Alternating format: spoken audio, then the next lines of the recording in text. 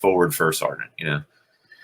And he'd been doing this job a lot longer than I had. So I guess like I'm in the zone looking at this dude on the table, and Sergeant Sanchez just smacks me in the back of the head. He's like, "Hey, Biggs, you're gonna have to quit that shit." And I was like, "What?" And he goes, "You're thinking too much about it right now." And I'm like, "Dude, what do you even know what I'm doing?" Like, yeah, hit me in the back of the head. But he goes, "You better get your brain right, or you're gonna have a long deployment." And I'm like, "All right." So from that moment, it's probably the worst thing in the world.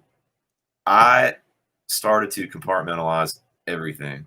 I wasn't facing anything. To me at that moment, it was just science. It was like, you know, the body is the vehicle, the soul's gone. So now let's just get this vehicle back to their loved ones. So, you know, do your job. That was it. Yeah, you're pretty much mission oriented and nothing else. And I'd never really done that before. I'd never really, I don't know, like for me, I didn't know I was doing it, but it was something my brain just did to help with my circumstance at that moment. But then when I came back home, I didn't have emotion. Like I was really callous, and people would think, you know, you're so unaffected by anything. And I'm like, you know, maybe I should address that, you know, but I never did. And for a while anyways. Yeah. And I went to my daughter at the time was studying about presidents. And we're in Fort Lee, Virginia, so we're only a couple of hours away from DC.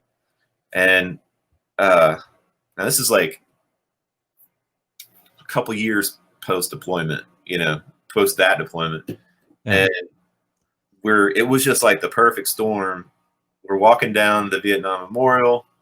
There's a guy talking to the wall, big old burly dude.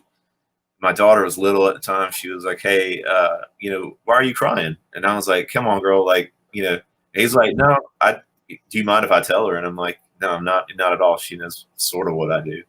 And he was like, "Well, little girl, I went to war with this guy twice and he didn't come back the second time. And we grew up together, blah, blah, blah." So, you know, and she's in her little innocent brain was like, you know, talking to him, and he was just giving her everything. And I'm like, man, that's really touching. So there was that. We started to walk away because, you know, let him get back to his stuff. And I look over, and there's like 4 dudes in a wheelchair with each service flag, you know, above them. It was just, and it was like a weekend where they had all the little flags all over the place.